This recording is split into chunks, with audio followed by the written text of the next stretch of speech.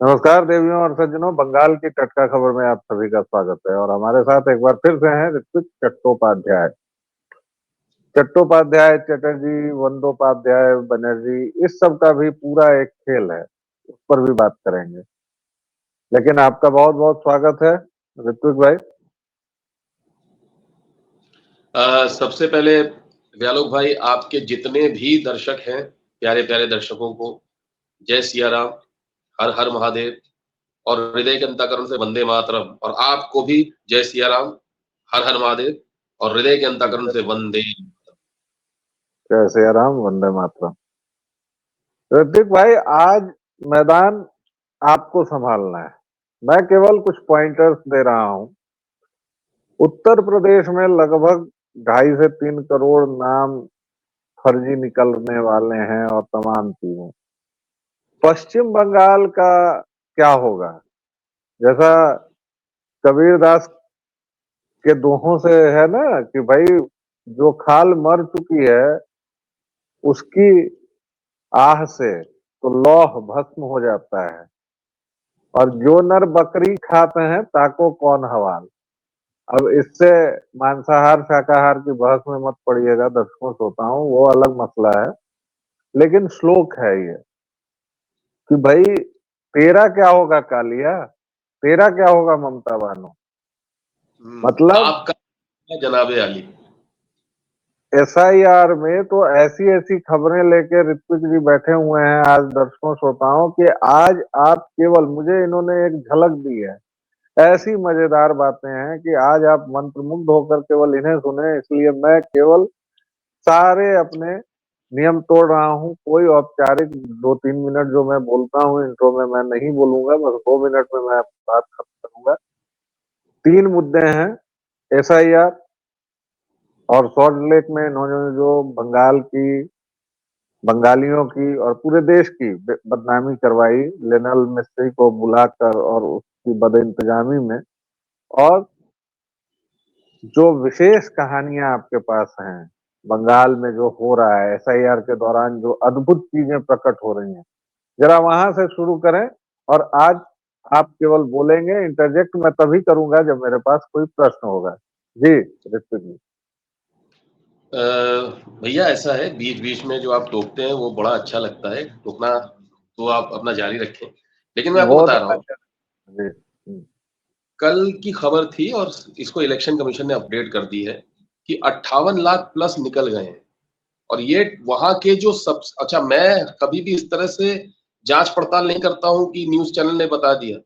मैं फिर उसके बाद मैं मतलब सोशल मीडिया पे आता हूँ। वहां पर ईस्टर्न साइड में, ईस्टर्न ईस्टर्न इंडिया में सबसे ज्यादा अंग्रेजी में पढ़ा जाने वाला पत्रिका है, अखबार है द टेलीग्राफ। धुर वामपंथी मतलब अखबार है। उसने भी कह दिया 58 लाख निकल गए प्लस, 58 लाख प्लस निकल गए। तो इसको तो समझ लीजिए कि इसको लेकर जो मतलब इन लोगों की ऊपर की सांस ऊपर और नीचे की सांस नीचे है। वो इसलिए है क्योंकि एक गाना था एक जमाने में, दिल एक मंदिर फिल्म से, जाने वाले कभी नहीं आते, जाने वालों की याद आती है।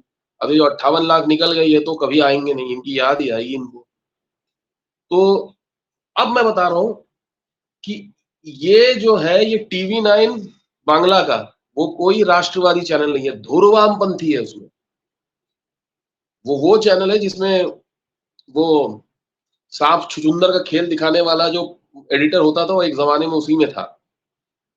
तो उन लोगों की रिपोर्ट है कि 85 लाख नाम जो है, जो फादर के नाम में एनलिस्टेड है इन्यूमरेशन फॉर्म में, वही फर्जी है, वही संदेह के घेरे में है। यानी बाप का नाम ही गलत है। 13.5 लाख फॉर्म में माँ और बाप दोनों के नाम एक हैं। यानी अगर माँ का नाम सुजाता है तो बाप का नाम भी सुजाता है। आप देखिए, यानी यहीं पे हो गया 99 लाख के आसपास। उसके बाद 11,95,000 ऐसे हैं पिताजी जो अपनी औलाद से, अपने संतान से 15 साल मिनिमम छोटे हैं। 11,95,000 तो हो गया कितना, 1 करोड़ 11 लाख। उसके बाद 24 लाख मेल वोटर्स ऐसे हैं जिनके 6-6 बच्चे हैं। उसमें से कुछ लोग बाहर निकल के आ रहे, बोल रहे कि भैया हमारी शादी नहीं हुई है, हमारे बच्चे कहां से आ गए। तो यानी ये हो गया कम से कम 1,30,00,000 के आसपास। उसके बाद 3,45,000 ऐसे लोग हैं जो 40 साल की उम्र, 40 साल से कम उम्र में दादाजी बन गए। उसमें से बहुत सारे 35 की उम्र के, यानी 8 साल 9 साल में शादी हुई। यानी ये लगभग 1,40,00,000 तो इधर हो गया और 98 लाख 2 करोड़ तक जा रहा है ये। इसलिए ममता बनर्जी चिल्लाकर बोल रही हैं कि अगर एफआईआर करने के लिए महिलाओं को उकसा रही है, अगर एफआईआर करने के लिए आपके पास कोई बीएलओ या बीएलए आए तो उसकी आंखों में मिर्ची पाउडर झोंक दो, उसको सब्जी काटने चाकू से हमला कर दो, सॉस पैन फ्राइंग पैन से मारो, कलछुल से मारो। तो ये message hasn't gone down well. It has not been taken down well by the women folks. उन्होंने कहा है कि हमको अपराधी बनाने की कोशिश कर रही हैं। ऊपर से आज ये खबर आई है कलकत्ता से लगभग 11.5 लाख वोट निकल गए हैं। वो बाबुल सुप्रियो जहां से पिछली बार 20,000 वोट से जीते थे, वहां 55 से 60,000 वोट कट गए। बाबुल सुप्रियो की तो का तो कलेजा आ जाएगा सुन देख के। ऊपर से फरहाद हकीम 68,000 वोट से जीते थे, वहां पे 65,000 वोट कट गए हैं या 66,000, सिर्फ 2,000 वोट ही बचे हैं। ममता बनर्जी जहां से जीतती है भवानीपुर से, पिछली बार तो हार गई थी इनसे, नंदीग्राम से शुभेंदु अधिकारी ने हरा दिया था, फिर बाद में भवानीपुर से जीती थी उपचुनाव में, तो उधर से भी इनका मतलब वहां पर भी कम से कम 56-57 हजार कट गए हैं। यही हाल बड़ानगर में है, यही हाल दमदम में है, यही हाल रिसरा में है, यही हाल मिठिया ब्रूज में है। फरहाद हकीम की अपनी जगह मतलब खतरे में पड़ी हुई है ये है, और ऊपर से ये लोग वैसे भी बौखलाए हुए हैं। तो ये कुल मिला के 2 करोड़ लोग तो वैसे ही निकल रहे हैं। ना सोचिए, माँ बाप दोनों के नाम एक। मैंने पहले भी आपको बताया था कि एक पिताजी एक महानुभाव के, एक सज्जन के 15 बच्चे निकले। मतलब छोटी लड़की की उम्र 17 साल, बड़े लड़के की उम्र 60 साल, बाप की उम्र 61 साल, इन बाप और बेटे के बीच में 1 साल का फर्क, और माँ छोटी। यहाँ पे तो 15-15 साल छोटे हैं बाप अपने औलादों से। ये है, तो ये तो ये डेफिनेटली। बताइए शेख जी,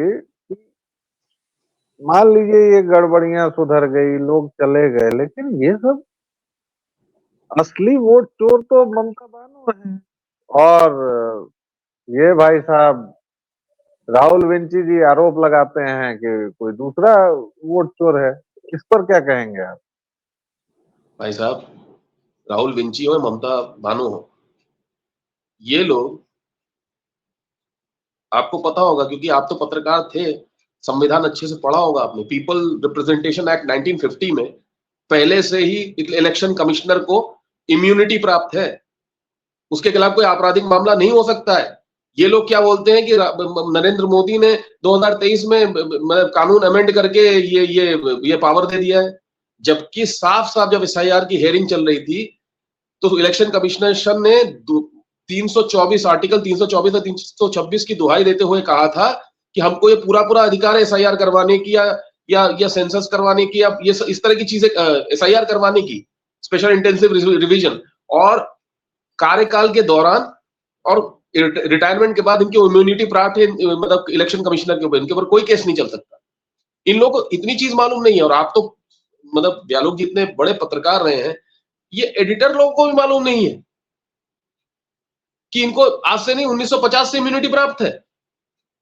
वोट चोरी कैसे हो सकती है? देखिए, इसमें दो वर्ग है, एडिटर्स और पत्रकारों की तरफ से मैं बोल रहा हूँ। एक वर्ग तो सचमुच अनपढ़ है, उसको जी, नहीं पता है, वो गूगल करेगा, एआई देखेगा, तब उसको पता चलेगा कि अच्छा ये है। और बहुतेरे संपादकों को नहीं पता है, बहुतेरे पत्रकारों को नहीं पता है कि पीपल्स रिप्रेजेंटेशन एक्ट, आपने जिस आसानी से कह दिया ना कि आप तो पत्रकार हैं, आपने पढ़ा होगा, तो मैं आपका बहुत आभार व्यक्त करता हूँ। लेकिन पत्रकारों के बारे में ऐसी कोई गलतफहमी मत रखिए। पत्रकार का मतलब इस धरती का सबसे अनपढ़ आदमी। बहरहाल, मुद्दा ये है कि आपने जो कहा कि भाई ये जिस तरह की बातें आ रही हैं छन के, और ये मीडिया में उस तरह से नहीं उभर आ रही हैं, तो उस पर मैंने ये बात कही। आपकी बात जैसे जैसे आगे बढ़ेगी मैं उसमें बीच बीच में कुछ अपने कमेंट्स डालता जाऊंगा। जी, आप कंटिन्यू करें। जी, उसके बाद 16 दिसंबर यानी परसों तक लास्ट डेट है इन लोगों को अपना माने ऑब्जेक्शन फाइल करने के लिए। उस चीज को लेकर अभी एक सेकंड, मैं वो भूल जाऊंगा और भूल ही गया था कि दो तरह की जो कैटेगरी मैंने बताई ना, कि एक इनको सब पता है, देखिए इनको कानून भी पता है, इनको इम्यूनिटी कब मिली वो भी पता है, क्योंकि ये वो लोग हैं उस राजघराने के हैं जो 23 या 25 चुनाव आयुक्त, मतलब कैसे नियुक्त होते थे, क्या टीएन शेषन के पहले इस देश में कोई चुनाव आयुक्त का नाम भी जानता था क्या? और कैसे कैसे इन लोगों ने नियुक्ति की है, वो सब तो कच्चा चिट्ठा तो निशिकांत दुबे से लेके सब लोग खोल चुके हैं कि भाई आपने क्या क्या किया है, किन किन चुनाव आयुक्तों को। अब उसी बात को बार बार कितना दोहराया जाए कि आपने गिल के साथ क्या किया, आपने टीएन शेषन को चुनाव लड़वाया, आपने नवीन चावला, मतलब कौन थे वो भाई, और आपने क्या क्या नहीं किया है। तो इसलिए वो दूसरी कैटेगरी है कि पता सब कुछ है लेकिन इनको झूठ बोलना है, तथ्यही करनी है, क्योंकि ये दोगले हैं इसलिए। जी। और दूसरी चीज वोट चोरी उस वक्त हुई थी ना जब सरदार वल्लभ भाई पटेल को 14 वोट मिले थे और इनको नेहरू जी को अंडा मिला था, फिर भी उनको बना दिया गया। और किसके कहने पे बनाया गया वो बताने की जरूरत नहीं है। तो अब वोट चोरी के लिए ये लोग बोल रहे हैं, अब निकल रहा है ये चीज। यहां तक कि मैंने उत्तर प्रदेश में एक मुस्लिम बंदे के पिताजी का नाम हिंदू निकला और एक महिला पकड़ी गई, वो जेल में चली गई सपरिवार, वो भी खबर आपने देखी होगी। तो कैसे वोट चोरी होता था ये समझ लीजिए। और ये 85 लाख लोग बाप ही फर्जी, 13, साढ़े 13, 14 लाख लोग ऐसे हैं जिनमें माँ और बाप के नाम एक, 12 लाख ऐसे हैं जिसमें बाप की उम्र जो है बच्चों से 15 साल कम है, और 40, 3.5 लाख के लगभग ऐसे लोग हैं जो दादाजी नानाजी बन गए और उनकी उम्र 40 साल से कम है। 35 किसको बना रहे हैं, मतलब 8 साल की उम्र में शादी हो गई और 10-16 साल की उम्र में बच्चा आ गया। क्या मतलब, इस तरह से आप इससे सोचिए कि इन लोगों ने कितना ऑर्गेनाइज करके 50 सालों से इन लोगों ने मतलब ये वोट चोरी का चक्कर शुरू किया था। 1967 में जो कांग्रेस की सरकार गई और वो जो प्रफुल्ल चंद्र रॉय थे वो गए और अजय मुखर्जी और दो ज्योति बसु बने, वहां से जो पतन शुरू हुआ है बंगाल का 60 साल में, तो होता ही रहा है। बीसी रॉय जब तक थे तब तक तो बंगाल को एक 6 स्टेट से बाहर निकालकर इन्होंने कहीं ना कहीं पहुंचा दिया था। और अभी आपने देखा होगा एक वो ब्राह्मण लड़की थी, वो सर पे ईंटा ढो रही थी, क्या कहते हैं, बाबरी मस्जिद के लिए, वो ब्राह्मण थी। जबकि ये जो मुर्शिदाबाद है, मुर्शिदाबाद का असली नाम लोगों को पता है क्या है? मुर्शिदाबाद का असली नाम क्या है लोगों को पता है? नहीं पता है, नहीं पता है। आप बताएंगे तब भी लोग कहेंगे कि आप सांप्रदायिकता फैला रहे हैं। और दूसरी बात एक और है कि वो ब्राह्मण लड़की ही थी, ये भी मैं नहीं मानता हूँ। हो सकता है वो कोई और हो, और वो ब्राह्मण हो सकता है वो हिंदू ही नहीं हो, कुछ भी हो सकता है। लेकिन वो हिंदू भी हो सकती है, वो ब्राह्मण भी हो सकती है, इस पर भी मुझे कोई आश्चर्य की बात नहीं है, क्योंकि ममता बानो तो खुद को हिंदू ही बताती हैं, ब्राह्मण ही बताती हैं। तो मैं आपको एक छोटी सी चीज बता रहा हूँ, ये लोग घुसपैठ जो करते हैं, चाहे सुंदरबन से करें चाहे कहीं पर भी करें, बट भ्रष्टाचारी तो बैठे हुए हैं ना अंदर। 2-2 हजार में लोग राशन कार्ड दे देते हैं, वहां पे जमीन बहुत सस्ता है, कट्टे की जमीन इन लोगों को मिल जाती है, फिर उस पर आधार कार्ड बन जाता है, सिटीजनशिप बन जाता है। तो जो सकीना बेगम होती है वो सुजाता बनर्जी बन जाती है। वो तो सबसे ज्यादा वहीं पे होता है ना। हाथ में ये लोग शाखा पौला बोलते हैं, शाखा पौला बोलते हैं, शाखा यानी शंख के मतलब उसी एलिमेंट से, मतलब वो सुहागने पहनती हैं और पौला होती है उनके सुहाग की निशानी होती है, और सर पे सिंदूर सजा लेती है। आप समझ ही नहीं पाएंगे कि उस पार मतलब ईस्ट बांग्लादेश, ईस्ट पाकिस्तान से आई हैं कि बंगाल की हैं। तो यही तो सब खेल चल रहा है ना। और असली नाम जो पौराणिक नाम है मुर्शिदाबाद का है वो कर्ण सुवर्णा, कौर्नो सुवर्णो।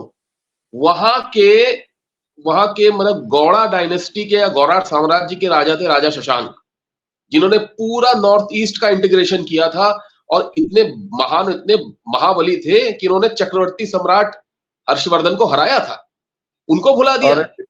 और इसीलिए उनको इन लोगों ने बदनाम भी कर दिया, केवल भुलाया ही नहीं, वो बदनाम भी किया। उनको कहा जाता है ना कि उन्होंने नरसंहार किए, मंदिर तोड़े, पता नहीं क्या क्या, सब बहुत कुछ उनके साथ किंवदंतियां जोड़ दी जाती हैं। लेकिन सवाल उसका नहीं है, सवाल इसका है कि आप ऋतु जी क्या लग रहा है कि ममता बानो इन चीजों को स्वीकार लेंगी या बंगाल में सड़कों पर उतरेंगी, जिसकी चीज के लिए बंगाल प्रसिद्ध है, हड़ताल, दंगा, ये सब करेंगी, या वो होने देंगी चीजों को, क्योंकि हालात तो उनके लिए ठीक नहीं लग रहे हैं। देखिए, अमित शाह जी ने तो के बारे में तो उन्होंने कह ही दिया था ना कि अमित शाह बड़े सांप्रदायिक हैं, दंगे फैलाते हैं। तो मैंने पहले अंक में भी आपको कहा था कि ये मानेंगी नहीं, ये मानेंगी नहीं, सुप्रीम कोर्ट के आदेश को भी नहीं मानेंगी। 16 तारीख तक इनको अपना विरोध दर्ज करवाना है। ये विरोध दर्ज नहीं करा पाएंगे और ये सब कट जाएंगे। और अगर मान लीजिए 2 करोड़ कट गए तो आपको लगता है कि ये बौखलाहट यहाँ पे रहेगी? सड़क पे तो ये लोग उतरेंगे। आज भी मतलब जब वो वोट चोरी वाला जो रामलीला में हुआ, वहां से बंगाल से भी कांग्रेस के लोग आए हुए थे। उन्होंने कहा था कि अगर बीजेपी वोट चोरी बंद नहीं करेगी तो सड़कों पे हम उतर के ये कर देंगे, वो कर देंगे। तो वो भी तो तृणमूल कांग्रेस है। रामलीला मैदान में तो बंगाल से ही लोग आएंगे ना, केरल से ही लोग आएंगे, दिल्ली वाले तो आते नहीं है। नहीं, राहुल विंची को देखने तो दिल्ली के लोग आते नहीं हैं। तो जहां जहां कांग्रेस की, जैसे बिहार में जब बाबा आए, अंग्रेजी वाले बाबा, हम लोगों के हिंदी वाले बाबा नहीं, बाबा राहुल बाबा जब आए तो उनके लिए भीड़ इकट्ठा कर कहां से की गई? झारखंड से लोग आए थे, बंगाल से लोग आए थे, कांग्रेस कार्यकर्ता सबके सब ट्रकों में भर भर के आए थे। तो उसी तरह दिल्ली में भी ये हो रहा है। लेकिन अगर ये लेते हैं तो क्या इस बार सरकार की क्या चीजें आप देख रहे हैं, कैसे? क्योंकि अब हमारा समय हो रहा है जब मैं चाहूंगा कि अब आप अपना कंक्लूडिंग रिमार्क दें। और दर्शकों, ये फिर से मैं कह रहा हूं कि जैसे हमने बिहार के साथ किया था, बिहार की चर्चा खबर, ये सीरीज अभी शुरू हुई है। अभी तो आप देखिए, विधान चंद्र राय डॉक्टर थे और जिनको आधुनिक बंगाल का निर्माता कह सकते हैं, और जगत प्रसिद्ध डॉक्टर थे, गरीबों का इलाज करते थे। बहुत, मतलब उनकी मैं गाथा गाऊंगा तो एक एपिसोड केवल उन पर करना पड़ेगा। तो वहां से लेके आज जब बंगाल इतने पतन के गहरे गह्वर में गिरा पड़ा है, सुभाष बाबू के बंगाल को, विवेकानंद के बंगाल को, रामकृष्ण के बंगाल को आखिर हुआ क्या है? तो ऐसा नहीं है कि बंगाल केवल बंगालियों का है, जो आजकल सिखाया जाता है हम लोगों को कि दुग्गो माँ, दुग्गो दुग्गो तुम्हारी माँ होंगी, हमारी तो बेटी अच्छे। अरे भाई, बेटी हमारे मिथिलांचल में भी सीता माँ हमारी बिटियां हैं। तो व्हाट? आपका बंगाल पर केवल बंगालियों का हक नहीं है भाई। सुजलाम सुफलाम मातरम वंदे मातरम, ये देने वाले बंकिम की भूमि है बंगाल। आखिर आज उसे हुआ क्या है? तो ये हम लोग चर्चा को जारी रखेंगे दर्शकों। लेकिन फिलहाल ऋतुक जी से आग्रह है कि कंक्लूडिंग रिमार्क्स आज की चर्चा का दें। जी, कंक्लूडिंग रिमार्क्स ये है कि बंद तो होगा और फिर सुप्रीम कोर्ट से आदेश आएगा, क्योंकि जिस तरह के हमारे अभी के जो सीजीआई हैं वो झुकने वाले तो हैं नहीं। और एक बार डिपुटेशन पे इन लोगों को ले लिया गया, फिर तो सड़क पे होगा ही होगा। कंक्लूडिंग रिमार्क्स क्या है? जो जो जो अपने अतीत को भूल जाता है ना, देखिए, मैं वामपंथियों को बहुत ज्यादा पढ़ता नहीं हूँ, लेकिन एक वामपंथी लेखक है, उनका नाम मुझे नहीं पता कौन है। उन्होंने एक बार कहा था कि अगर तुम अतीत पे बंदूक चलाओगे तो वर्तमान तुम पे तोप चलाएगा। तो आपको सबक लेना पड़ेगा। और बड़े दुख के साथ कहना पड़ता है कि बंगाल की ये हालत है कि बंगाल गजब है, सबसे अजब है। संकट में सनातन, शांति प्रिय टनाटन, खौफ में है आमजन, बंदूक चले दनादन। उसके वाह, बाद क्या बात है, कमाल है। बेबसी, बेकसी, बदकारी, लाचारी, हर गली कूचे से देखो झांकती है बेकारी, भुखमरी की आग जैसे हर कदम कदम पे है, बंगाल गजब है सबसे अजब। यही बोल सकता हूं। देखिए दर्शकों, बंगाल के बेटे की पीड़ा है। आप लोगों ने बिहार चुनाव के दौरान या जब भी मैं बोलता हूँ बिहार पर, मेरी पीड़ा महसूस की होगी कि एक समय जिस मागधी पताका के अंदर लगभग संपूर्ण विश्व था, आज वह बिहार का है। एक समय जिस बंगाल की मेधा का बोलबाला था, आज वो बंगाल का है। आदि शंकराचार्य की भूमि केरल को क्या हुआ है। और जब तक ये तमाम राज्य, ये तमाम भुजाएं सनातन की समर्थ और शक्तिशाली नहीं होंगी, सनातन उठ नहीं खड़ा हो पाएगा। इसलिए हमें इन सारी भुजाओं को सशक्त करना है। फिलहाल इतना ही। व्यालोक वाणी को जो स्नेह और प्रेम आप दे रहे हैं, प्लीज देते रहें। आपकी स्नेह की बारिश में भीगना बड़ा अच्छा लगता है। और ऋतु जी को आप सुन रहे हैं, और जैसा कि एनालिटिक्स हमें बताते हैं, ऋतु जी को आप बहुत पसंद भी कर रहे हैं। हम इनसे अनुरोध करेंगे कि ये थोड़ी अपनी फ्रिक्वेंसी बढ़ाएं हमारे चैनल पर, और इनको हम लगातार लेते हैं। तो चलिए और मैं दोस्तों, जय सिया राम जी। आप कह दें प्लीज। राम राम कहने से पहले ये कहना चाहूंगा कि दर्शकों को कि जिन लोगों ने चानू मजूमदार और कानू सान्याल को भगवान बना के पूजा, वो लोग किस तरह के इंसान थे। और ये चानू मजूमदार और कानू सान्याल की वजह से जो 40-45 साल तक या अभी तक जो है बंगाल उस दंश से निकल नहीं पाया है, उस कोड़ से निकल नहीं पाया, वो अब कैंसर हो चुका है, उसको केमोथेरेपी की जरूरत है। उस पर भी बात करेंगे बहुत डिटेल में, जिसको नक्सल कहते हैं, जिसकी जननी ही नक्सलवाड़ी बंगाल है। बाकी जय सिया राम, जय श्री राम। वंदे मातरम। वंदे मातरम।